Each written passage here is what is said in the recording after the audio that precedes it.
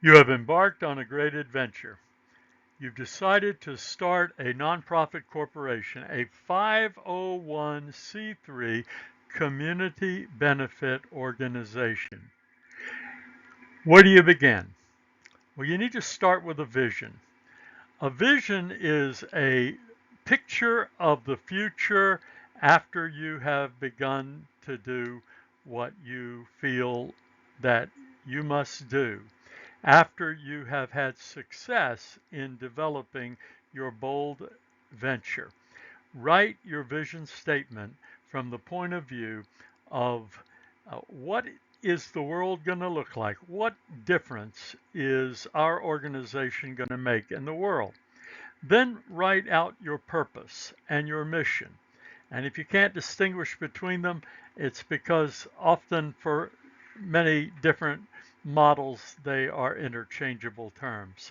But work with someone and begin to write out a statement, a brief statement of what your mission is in the world and develop an elevator pitch based on that. And then uh, start to talk about your vision with other people. Uh, Start to develop it. Start to strategize. Start to work through the dreaming process. Remember that when you're starting a nonprofit corporation, a community benefit organization, you are solving someone's problem. Like any business, you are meeting a need in your community.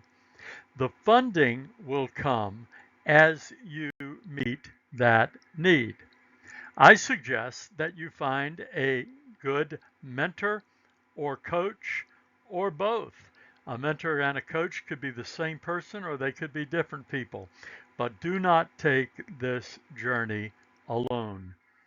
Understand in your own mind what nonprofit organizations are and what they do. A nonprofit organization is not about how you get the money, it's about what you do with the money once you have it. It's not so much about your strategy as who controls and owns the assets. Nonprofits are, in the positive realm, a collection of organizations, a body of organizations that exist for the benefit of the community. There are no private owners. Profits do not go into investors' pockets. They are controlled by volunteer boards of directors, and they're responsible to both state and federal laws as well as to their communities. Gather a brainstorming and support team. They may be volunteers, they may be board members, in the future. They may be future advisory board members. They may become donors, or they may just be supporters in your future. But for now, they are your sounding board. Dot your I's and cross your T's. There are legal requirements for starting a nonprofit organization. Three things you'll need. The first will be your articles of incorporation. You do that at the state level, and we can always hold your hand on that and help you work through that process. Then you're going to need a letter from the Internal Revenue Service called a 501c3 recognition. And when you're designated as a corporation that exists for the good of others, there are a number of different levels of the 501c code, but most are 501c3. And then you're going to need an employer identification number, which is the equivalent of a social security number for private people, only this is for businesses. When you fill out your articles of incorporation papers online with the Secretary of State's office in the state of California, you need to have some understanding of why you exist. You need to have, even though you're probably only going to put down the name of one incorporator, you really want to know your three major officers, your CEO, your CFO, and the secretary of your corporation. This is not a hired secretary who does your typing. This is the person responsible for the records. You're going to need an address of record, and you are going to have to pay a small fee. Though recently in California, that fee has been waived. It will not be waived forever, but it's not a large fee. When you fill out your 501c3 and EIN requests, you're going to need to know the category you fall under, and there's a long list. You can do this online. It's much easier than you think it is or that it used to be. Your EIN will enable you to open a bank account, and it'll be issued immediately. Your 501c3 letter may take a couple of months, but it will allow you to accept tax-deductible donations and to receive grants and government contracts. You may be able to operate under the sponsorship of another nonprofit organization until such a time as your approval comes. That's a possibility. You want to create a business plan. You may call it a strategy plan, but the principles of business and strategy plans are the same. Nonprofits are businesses, and in some ways, they're more complicated than other businesses because there are unique reporting requirements and multiple streams of income.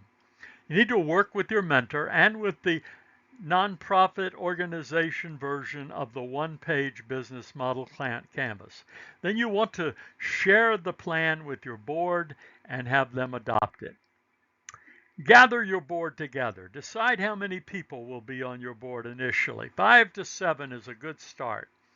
Decide the qualifications and recruit people with a variety of skills and experience based on those qualifications. Watch our video on board responsibilities.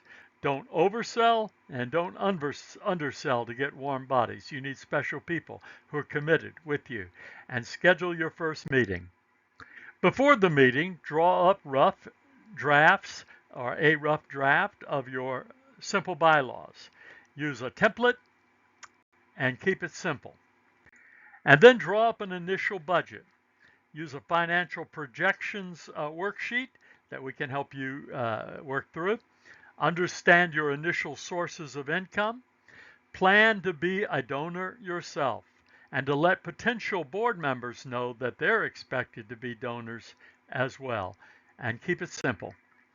At your first board meeting, you're going to do several things, and this constitutes your agenda. Announce the meeting and send out all documents and agenda no less than a week ahead of time. Send out basic board training video material and have someone present at the meeting who can present a brief training session. You may want to do this for the first 5 or 6 times your board meets. Spend some informal time getting to know each other. The founder, which is you, most likely, will lay out the vision and the mission. You need to take a vote to constitute the organization and elect the members. Elect the officers. There will be 3 of them. They can be board members or not. The founder may be the CEO and not a board member. Charge the secretary of the corporation with keeping the minutes starting at that meeting. Designate the executive director if ready, and that's usually the founder. Adopt your tentative bylaws and budget. Set the date for the next meeting.